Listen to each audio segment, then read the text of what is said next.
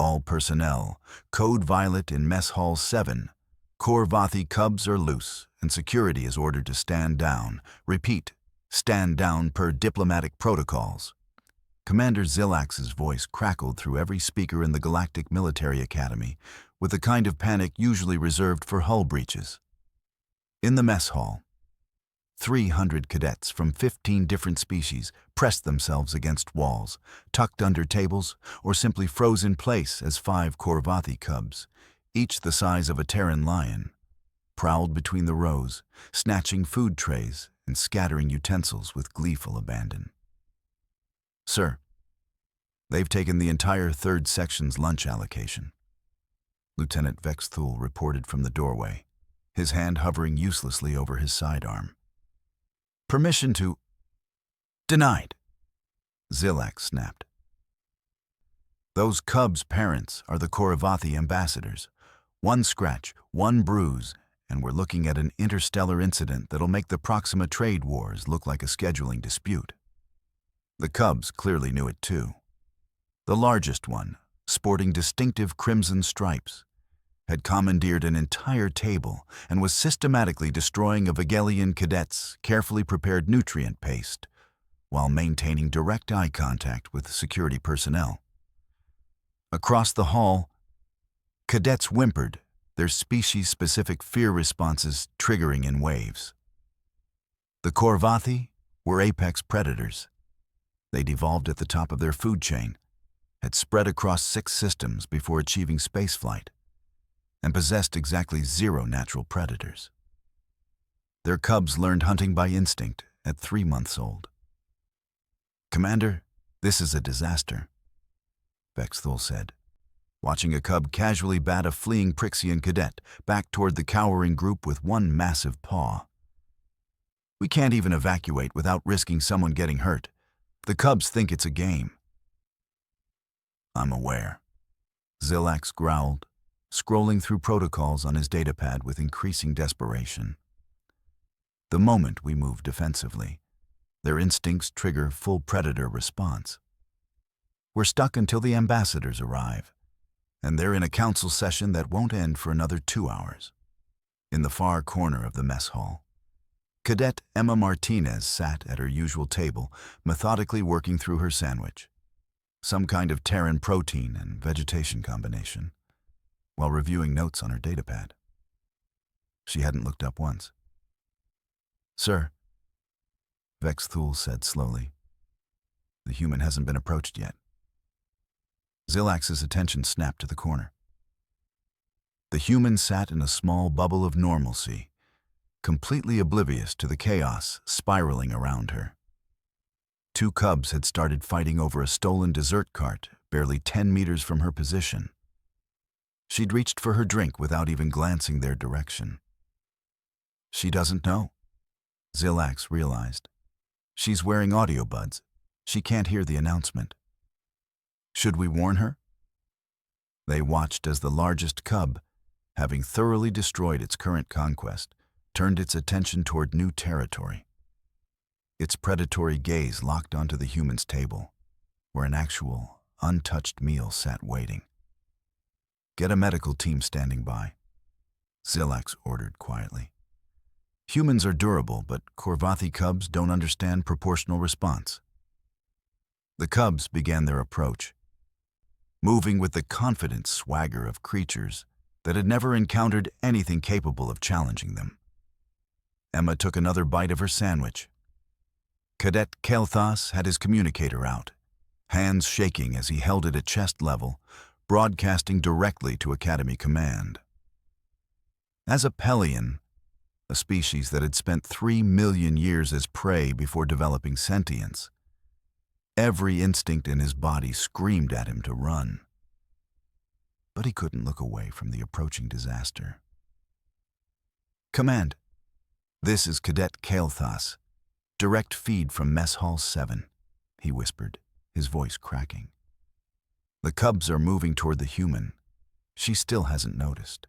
Repeat, the human has no idea what's coming. On his screen, he could see the command center's reaction, a dozen officers leaning toward their monitors, equally horrified and helpless. The largest cub reached Emma's table first, circling to her left, while two others flanked right. They moved with the practiced coordination of pack hunters, even at their young age. One of them released a low rumble, a sound that made Kael'thas's legs nearly give out despite being 30 meters away and behind a reinforced table. Emma scrolled through her notes, taking another sip of her beverage. She's going to die. Someone whimpered behind Kael'thas. Why isn't she running? She can't hear them, Kael'thas said into his communicator, forcing himself to keep recording. She's wearing audio devices. Sir, we have to do something. Negative. Commander Zilax's voice came through, strained. Any intervention triggers their hunting instinct. The moment we move aggressively, they'll attack everyone. At least right now they're just playing. But playing for a Korvathi cub looked a lot like combat. The crimson-striped leader reared up, placing both massive paws on Emma's table. Its claws, each the length of a Terran finger, gouged deep marks into the metallic surface. It brought its face within a meter of Emma's, jaws parting to display rows of serrated teeth designed to tear through armor plating. Emma turned a page on her datapad. How is she that calm? Lieutenant Vex Thul's voice came through Kael'thas's feed. Does her species not have fear responses? Oh, they have fear responses, another officer replied. I've seen the human entertainment archives. They're terrified of everything from insects to social embarrassment. She just doesn't realize. The second cub reached out with one paw, batting at Emma's lunch tray. It skittered a few centimeters across the table. The third cub released another rumble, deeper this time, activating its species' natural intimidation frequency, a sound that had evolved to paralyze prey on 17 different worlds. Kael'thas felt his knees buckle slightly, even at this distance. Around the mess hall, cadets from prey species backgrounds had stopped breathing entirely. Emma scratched her nose absently and reached for her sandwich. Commander, we need to contact the ambassadors now, Vex Thul insisted. I don't care if it's the middle of their council session. We're about to have a dead human and an interstellar catastrophe. Already tried, Zilax said grimly. They've got their communications locked for high-security discussions. We're on our own for another 90 minutes at minimum. On screen, the crimson-striped cub lowered itself into a crouch, the unmistakable precursor to a pounce. Its siblings mirrored the position, forming a triangle around Emma's chair. This was it. This was the moment their hunting instincts would override their playfulness. Someone needs to warn her, Kael'thas pleaded, though he made no move to leave his hiding spot. Evolutionary programming was a powerful thing. The largest cub's haunches tensed. Its tail went rigid. Every predator indicator screamed imminent attack. Emma set down her sandwich, finally looking up from her datapad with a slightly annoyed expression, not at the cubs, but at something on her screen. She reached for her drink, and as she did, her hand passed within centimeters of the cub's muzzle. The entire mess hall held its breath. Then Emma's throat moved, and she made a sound. Ahem. The sound was barely audible, a soft, almost polite clearing of the throat, the kind of noise someone makes when they have a tickle from carbonation or want to gently indicate their presence. Ahem. The effect was instantaneous and absolutely catastrophic to everything the galaxy understood about Korvathi behavior. The crimson-striped cub's eyes went wide, pupils contracting to pinpoints. Its ears flattened against its skull. For a fraction of a second, it stood completely frozen, every muscle locked as though its nervous system had simply stopped processing commands. Then it bolted. Not a casual retreat, not a tactical withdrawal, a full, scrambling, evolutionary panic response that sent it careening backward with such force that it crashed into its sibling, sending both cubs tumbling across the polished floor. The third cub didn't even bother with direction. It simply ran, slamming into a support column hard enough to dent the metal before ricocheting toward the exit. Within 5 seconds, all 5 Kauravathi cubs had evacuated the mess hall, trampling over each other in their desperation to escape. The sound of their claws scrabbling against the deck plating echoed down the corridor, growing fainter as they put as much distance as possible between themselves and the human. The mess hall fell into absolute silence. Emma picked up her sandwich and took another bite, her eyes returning to her data pad. She chewed thoughtfully, scrolling through what appeared to be a tactical doctrine analysis, completely unaware that 300 cadets were staring at her with expressions ranging from shock to existential crisis. Kyle Thas's communicator was still transmitting. On the feed, he could see Commander Zilax's mouth opening and closing without sound, his species equivalent of a system reboot. "What?" the commander finally managed. "In the name of every star system in the known galaxy just happened?" Lieutenant Vexathul's voice came through, equally stunned. "Sir, the cubs, they fled. From a sound. From a human sound." "I have eyes, Lieutenant," Zilax snapped, his composure cracking. "Someone get down there and find out what kind of weapon that human is carrying. Sonic disruptor? Pheromone emitter? Subsonic frequency generator?"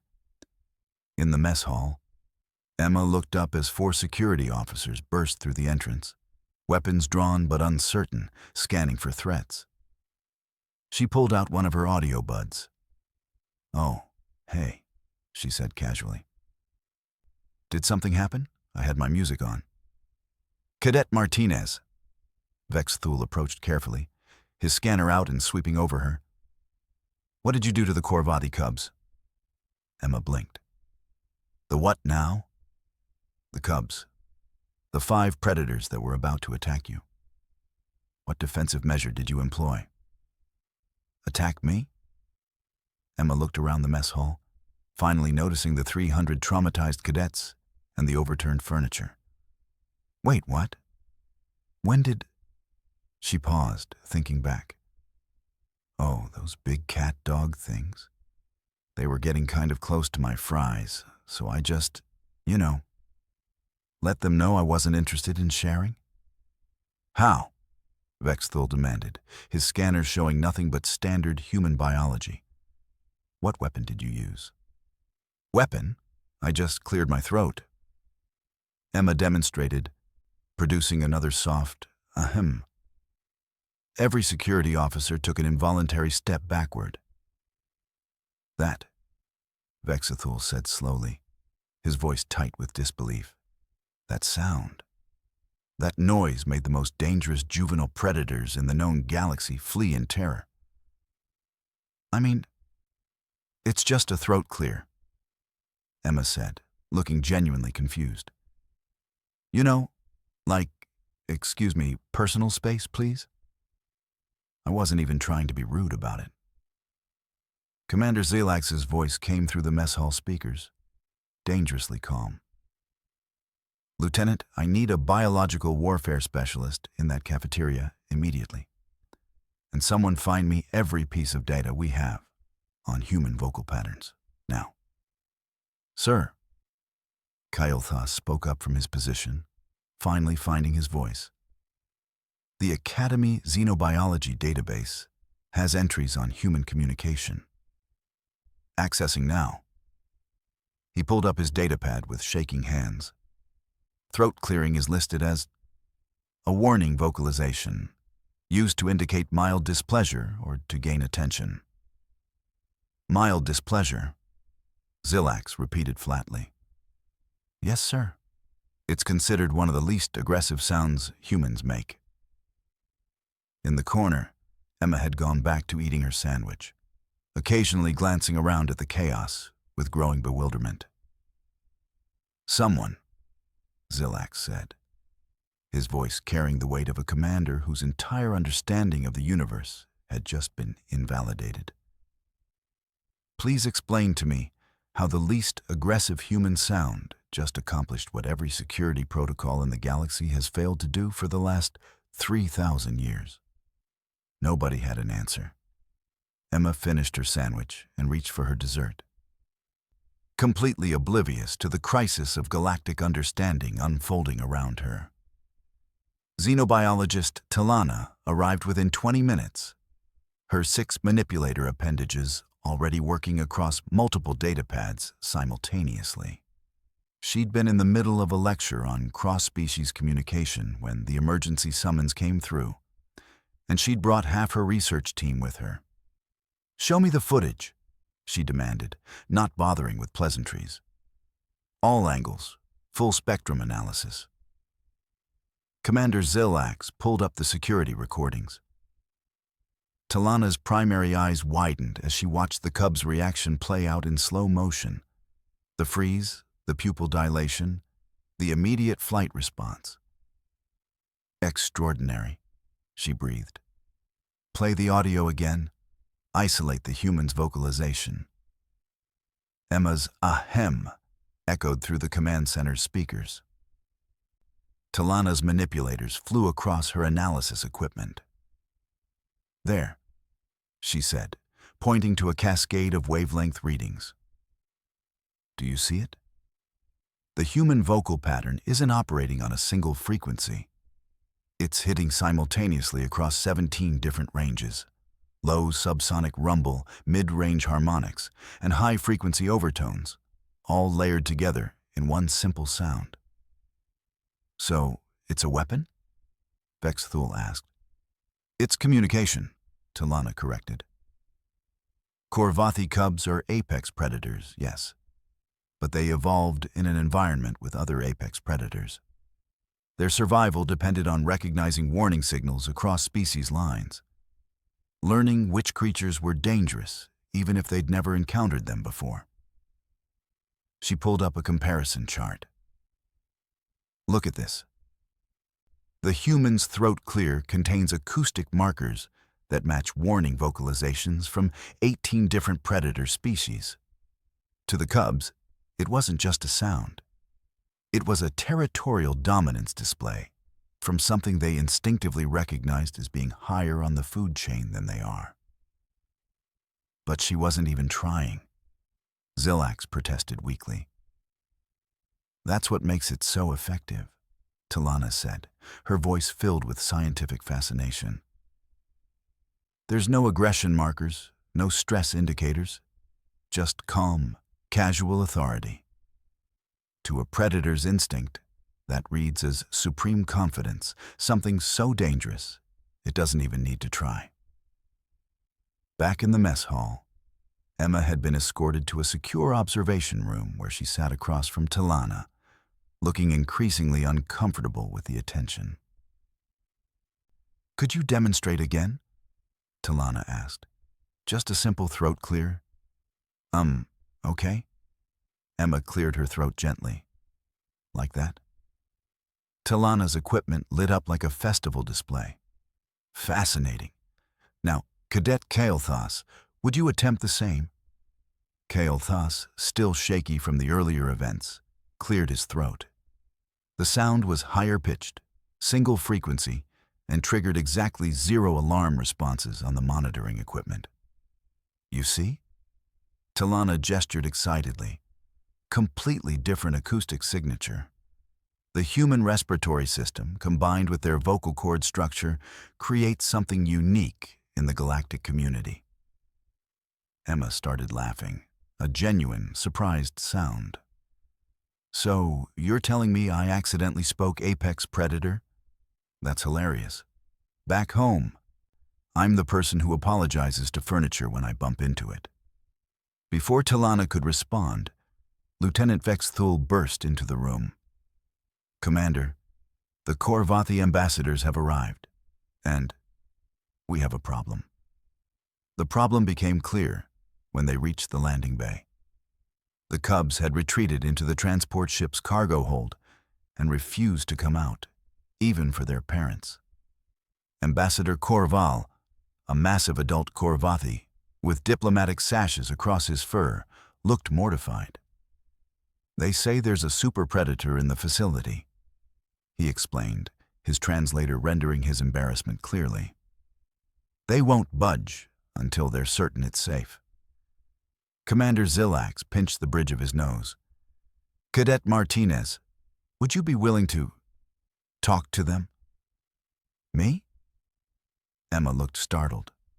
"I mean, sure. I'm not going to hurt anyone." They led her to the cargo bay entrance. Emma stepped forward, hands in her pockets, and spoke in her normal conversational tone. "Hey, it's okay. I'm not mad. You guys were just being curious, right? No harm done." The silence stretched for a long moment. Then, slowly, 5 sets of eyes appeared in the darkness of the cargo hold. The Cubs emerged one by one, keeping a careful 10-meter distance from Emma, their body language submissive and cautious. Ambassador Corval stared. What are you?" "Just a cadet, sir," Emma said, offering a friendly smile. "Emma Martinez, Human Exchange Program. Nice to meet you." The ambassador looked at his Cubs, then at Emma, then at Commander Zillax. "We need to update our diplomatic briefings immediately." "Already on it," Zillax muttered, pulling out his datapad. Along with every security protocol, training manual, and threat assessment document in the Academy database. Emma, oblivious to the galactic paradigm shift she'd just caused, checked her chronometer. "Oh no, I'm going to be late for advanced tactics. Can I?" "Go," Zillax said, waving her away. "Just try not to clear your throat in class." "Why would I? You know what? Never mind." Emma shrugged and headed toward the exit, leaving behind a cargo bay full of diplomats, security officers, and thoroughly humbled apex predators. The Human Vocal Warning Protocol went into effect exactly 36 hours after what was now being called the throat-clearing incident. Commander Zillax stood in his office, reviewing the new guidelines with the kind of exhausted resignation that came from having one's entire understanding of predator dynamics rewritten by a college student with a sandwich. "All personnel are advised to maintain awareness of human respiratory functions," he read aloud to Lieutenant Vexthul. "Throat clearing, coughing, sneezing, and hiccuping are normal biological processes and should not be interpreted as threat displays unless accompanied by aggressive posturing or verbal warnings. The parenthetical note seems excessive," Vexthul offered. "The parenthetical note," Zillax said flatly, "is there because 3 different apex predator species have formally requested clarification on whether they need to evacuate facilities when humans have seasonal allergies. I've spent 2 days explaining to ambassadors that humans don't intentionally weaponize their sinuses." Down the hall, Emma sat in the Academy cafeteria, a different one this time, Mess Hall 3, trying desperately to ignore the whispers and stares. Word had spread across the entire facility. She'd become an inadvertent celebrity, complete with a nickname she absolutely hated: the human who scared the unscarables. "This is ridiculous," she muttered to Kael'thas, who'd taken to sitting with her at meals. The Pelion had apparently decided that anyone who could terrify Corvathi Cubs was the safest person in the galaxy to befriend. "I literally just cleared my throat because I had some soda go down wrong. Now there are scientific papers being published about my vocal cords." 7 papers, actually, Kael'thas said, scrolling through his datapad. Talana's team submitted 3 to the Galactic Journal of Xenobiology alone. There's also a symposium being planned on cross-species acoustic threat recognition, and human vocal complexity. You're listed as a featured case study. Emma dropped her head onto the table. Kill me now. I'd rather not. You're the only reason I feel safe eating lunch anymore. The Academy's communication systems had been working overtime. Every apex predator species in the known galaxy, 17 in total, had received formal advisories about human casual sounds. The Corvathi ambassadors had personally transmitted warnings to their homeworld. The Galactic Security Database, which Xylax had spent 6 hours updating, now included an entire section on human acoustic patterns with detailed frequency analysis and threat assessment protocols. Emma's personal communicator wouldn't stop buzzing with interview requests from xenobiology departments across 3 sectors. At least it's dying down, Emma said hopefully, reaching for her drink. At that exact moment, a piece of food went down the wrong pipe. Emma coughed, a normal, reflexive cough to clear her airway. The reaction was immediate and catastrophic to any sense of normalcy. 200 cadets from dozens of species, including several who were technically classified as predators themselves, flinched in perfect synchronization. 3 cadets actually dove under their tables. 1 dropped their entire meal tray with a crash that echoed through the suddenly silent hall. Emma stared around the cafeteria, her face turning red with embarrassment. Oh, come on. Kyle Thas tried to hide his smile behind his datapad and failed. I did warn you. This is going to be a thing now, isn't it? Emma asked, her voice carrying just a hint of desperation. You just achieved what evolution gave up on for 17 species, Kael'thas said, his tone mixing amusement with genuine awe. You made apex predators acknowledge a superior threat through nothing but your natural biology. Yes, Emma, this will absolutely be a thing. Emma stood up, gathering her tray with exaggerated care, trying to move as quietly as possible. Great. Back home, I'm just the person who brings donuts to study group. Here, I'm apparently a walking intimidation field. How is this my life? She headed toward the exit, muttering under her breath about interstellar exchange programs and cosmic irony. Halfway to the door, something in her diaphragm spasmed. Emma hiccuped. The sound carried across the cafeteria. A sudden, involuntary hic that was somehow both adorable and, apparently, terrifying. The response was immediate. Chairs scraped. Cadets scrambled backward. Someone shouted, "She's vocalizing again," in a tone normally reserved for incoming artillery strikes. In the back corner, a group of Vigalian students executed what was clearly a practiced evacuation drill. Emma didn't even turn around. She just walked faster, her shoulders hunched with mortification, and pushed through the exit into the corridor. Behind her, she could hear Kael'thas trying to calm everyone down. It's fine. It's just hiccups. She's not establishing territorial dominance over the cafeteria. Emma made it 3 meters down the hallway before hiccuping again. From Mess Hall 3, she heard the unmistakable sound of mass panic. Chairs overturning, rapid footsteps, and someone yelling about implementing emergency protocols. I hate everything about this, Emma announced to the empty corridor. Her communicator buzzed. A new academy-wide memo, ATTN, all personnel human respiratory functions. All personnel are advised that human respiratory sounds, throat clearing, coughing, sneezing, hiccuping, and related functions, are normal biological processes and do not indicate aggression, territorial claims, or imminent threat. Please respond appropriately to these sounds with calm acknowledgement rather than alarm. Security response team remains on standby for actual emergency situations. apex predator species are reminded that humans are classified as Tier 1 diplomatic priority and are not to be challenged, provoked, or engaged in dominance displays under any circumstances. Yes, this includes accidental eye contact.